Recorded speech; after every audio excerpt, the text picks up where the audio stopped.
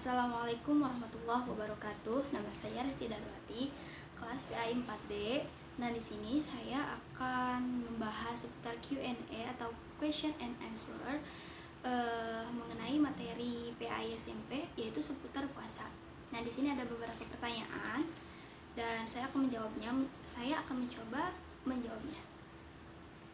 Nah, untuk pertanyaan pertama yaitu apa hukum menggosok gigi dan menggunakan skincare pada saat puasa.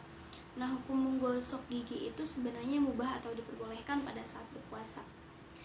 Tapi ada sebagian kaul ulama yang mengatakan bahwasanya menggosok gigi atau bersiwak pada saat setelah tergelincirnya matahari pada saat puasa itu adalah dimakruhkan bagi orang yang berpuasa. Karena ada hadis yang mengatakan, yang artinya bahwasannya bau mulut orang yang berpuasa itu lebih disukai di sisi Allah daripada minyak kasturi, seperti itu. Nah, kita sebagai orang yang berpuasa kan baiknya mewaspadai hal-hal yang kiranya dapat membatalkan puasa, kayak gitu. Nah, contoh halnya misalnya seperti ini, kita menggosok gigi lalu misalnya ada yang mengagetkan kita, otomatis misalnya kita kaget atau ada hal sesuatu yang membuat kita kaget, lalu si air kumuran dari gosok gigi itu tertelan atau misalnya odolnya tertelan. Nah, itu bisa membatalkan puasa. Sedangkan berbeda halnya ketika kita misalnya berkumur pada saat berwudu. Nah, itu apabila tertelan si air kumuran wudu itu, nah itu tidak membatalkan. Karena apa? Karena kalau tadi menggosok gigi itu adalah suatu hal yang mubah. Nah, sedangkan berkumur pada saat berwudu itu adalah sesuatu yang disunahkan di dalam wudu. Itu perbedaannya. Jadi ya baiknya kita sebagai orang yang berpuasa mewaspadai seperti itu, mewaspadai hal yang dapat membatalkan puasa. Jadi kan apalagi misalnya di Indonesia nih, kita kan ada waktu imsak. Nah, sejatinya sih kalau misalnya di Indonesia waktu imsak itu untuk bersiap-siap ya, kayak misalnya kita mau minum, yang terakhirnya misalnya mau minum terus mau menggosok gigi. Nah, ada baiknya menggosok gigi pada waktu imsak tersebut, seperti itu, supaya siangnya tidak menggosok gigi. Nah, itu. Nah, untuk yang skincare itu ya pasti semua wanita tahu skincare itu apa.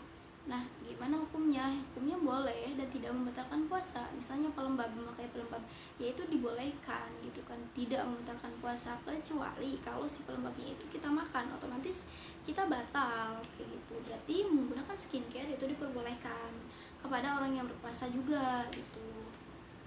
Artinya tidak membatalkan puasa. Next, pertanyaan kedua, apa yang harus dilakukan jika seseorang belum selesai mengkodok puasa tapi keburu datang bulan Ramadan yang lain? Nah, sebenarnya ini fenomena yang emang banyak sih di kalangan emang kebanyakan di kalangan wanita kayak gitu. Karena entah itu lupa atau bagaimana kayak gitu kan. Nah, apa yang harus dilakukan? Yang pertama itu ya mengganti puasa yang tertinggal tadi, lalu membayar fidyah. Fidyah itu memberi sedekah kepada fakir miskin, seperti itu. Misalnya satu harinya itu 1 mud. Misalnya kita 3 hari punya utang 3 hari, berarti satu harinya 1 mud, berarti 3 hari 3 mud. Itu 1 mud itu sekitar 7 ons. Nah, kalau misalnya misalnya seperti ini contohnya, saya mempunyai hutang puasa 10 hari di bulan Ramadan tahun 2020, 10 hari. Misalnya saya menggantinya di tahun 2021. Nah, 10 ini sudah saya bayar 7. Otomatis 3 lagi hutang saya. Nah, ketika akan membayar lagi, ternyata sudah keburu hutang Ramadan 2021 tadi. Nah, yang harus kita lakukan adalah ya nanti berpuasanya setelah Ramadan selesai, lalu membayar fidyah tadi yang sudah dijelaskan. Nah, sebenarnya ini juga ya kita menunda-nunda sesuatu, apalagi hutang itu kan gak baik ya, itu gak boleh. Nah, ada baiknya jadi ya kita menyegerakan untuk membayar hutang kita kayak gitu, supaya waktunya gak mepet kan kayak gitu. Apalagi ya kita misalnya kan lebih cepat lebih baik, kita kan nggak tahu ke depannya kita akan seperti apa, apakah akan sehat terus gitu kan. Ada baiknya ya sesegera mungkin untuk membayar qada gitu.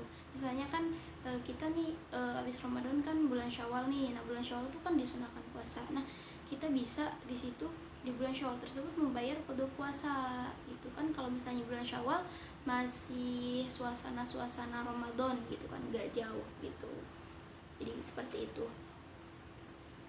Nah, untuk yang ketiga itu ada nggak sih hari yang dilarang untuk mengqada puasa? Nah, kalau misalnya hari yang dilarang untuk mengqada puasa sih berarti sama halnya dengan hari yang dilarang untuk berpuasa, ya puasa apapun itu kan. Nah, ada beberapa hari yang dilarang untuk berpuasa. Yang pertama ada 2 hari raya, yaitu Idul Fitri dan Idul Adha. Yang kedua ada hari tasyrik 11, 12, 13 Zulhijjah. Terus yang ketiga ada 30 Sya'ban atau disebut dengan hari Syak atau hari Rabu. Tapi bisa digarisbawahi untuk si 30 Sya'ban ini untuk bisa mengqada puasa. Contohnya seperti ini, saya punya hutang 10 hari mengqada puasa, lalu saya sudah membayar 9. Nah, satu lagi belum terbayar misalnya. Nah, sedangkan sudah tanggal 30 nih gitu kan. Nah, nggak apa-apa, kita puasa saja pada tanggal 30 Sya'ban tersebut, tidak apa-apa. Karena apa? Karena kan untuk membayar hutang, untuk membayar qada kan puasanya puasa wajib gitu. Jadi nggak apa-apa kayak gitu. Jadi yang telah disebutkan tadi itu berarti Idul Fitri, Idul Adha, hari tasyrik. Nah, tanggal 30 Sya'ban itu kan memang tidak diperbolehkan puasa, tapi dengan catatan itu boleh kalau misalnya mengqada puasa gitu, yang waktunya kalau sudah mepet seperti itu. Kalau misalnya besok puasa, misalnya sekarang tanggal 30 Sya'ban tapi saya masih punya hutang 1, ya udah nggak apa-apa, kamu puasa qada Ramadan saja, seperti itu. Untuk selanjutnya, apa hukum menggunakan tetes mata dengan sengaja? Nah, hukum menggunakan tetes mata baik yang sengaja atau tidak itu dibolehkan. Karena apa? Karena mata tidak termasuk dalam jauf atau lubang. Jadi seperti ini, salah satu hal yang membatalkan puasa itu memasukkan sesuatu ke dalam jauf yang 5 atau lubang yang 5. Apa aja? Telinga, mulut, terus hidung, kubul, dubur. Nah, mata tidak termasuk. Terus misalnya ada pertanyaan, tapi kan pas ditetesin mata itu kadang ada kerasa gitu di tenggorokan. Nah, kalau misalnya itu ya wajar. Kenapa? Karena kan mata kita kan pasti ada pori-porinya ya, atau ada bolong-bolongnya yang bisa menyalurkan ke tenggorokan gitu. Tapi itu tidak membatalkan puasa karena kan memasukkannya bukan ke dalam jauf yang 5 tadi, tapi ke dalam mata gitu. Sedangkan yang dapat membatalkan sesuatu yang tadi sudah dijelaskan, yaitu memasukkan sesuatu dengan sengaja ke dalam lubang yang 5 tadi sudah disebutkan. Jadi intinya memakai tetes mata itu tidak dibatalkan atau tidak membatalkan puasa, seperti itu. Jadi boleh. Nah, apa yang selanjutnya, ini pertanyaan terakhir, apa hukumnya muntah pada saat puasa? Nah, hukumnya muntah pada saat apa? Bagaimana muntah pada saat puasa itu membatalkan atau tidak? Jadi kalau misalnya muntah ketika orang puasa muntah itu batal atau enggak gitu kan ya. Nah, ada 2. Yang pertama, kalau misalnya muntah dengan sengaja itu jelas batal.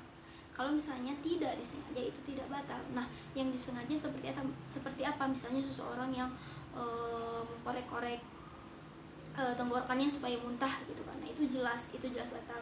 Yang kedua, itu yang muntah yang tidak disengaja. Misalnya ada wanita yang hamil muda, atau misalnya seseorang yang sedang berkendara di dalam kendaraan misalnya, itu dia mual atau apa lalu dia muntah pada saat puasa, itu tidak membatalkan. Nah, dengan catatan apa? Pada saat orang yang berpuasa tersebut muntah, dia harus segera mungkin untuk mencari air. Untuk apa? Untuk berkumur, membersihkan mulutnya. Kenapa? Karena ketika tertelan si muntahnya, otomatis kan itu bercampur dengan ludahnya, dan ludahnya itu najis, maka kan itu dapat membatalkan gitu. Nah, terus harus gimana? Ya tadi, kalau misalnya kita muntah, kita harus segera mungkin nih nyari air untuk berkumur. Nah, kalau sudah berkumur kan insya Allah tuh ludah sudah suci gitu kan. Jadi kalaupun tertelan itu tidak apa-apa, seperti itu. Jadi kan salah satu tadi ya, berarti kalau misalnya disengaja itu membatalkan, kalau tidak disengaja tidak membatalkan, dengan catatan yang tadi gitu. Karena kan salah satu hal yang membatalkan puasa itu adalah muntah dengan sengaja, seperti itu. Mungkin selesai sudah Q&A mengenai ya seputar puasa gitu. Mungkin hanya itu yang dapat saya sampaikan, kurang lebihnya mohon dimaafkan. Wallahul muwaffiq ila aqwamit thoriq. Wassalamualaikum warahmatullahi wabarakatuh.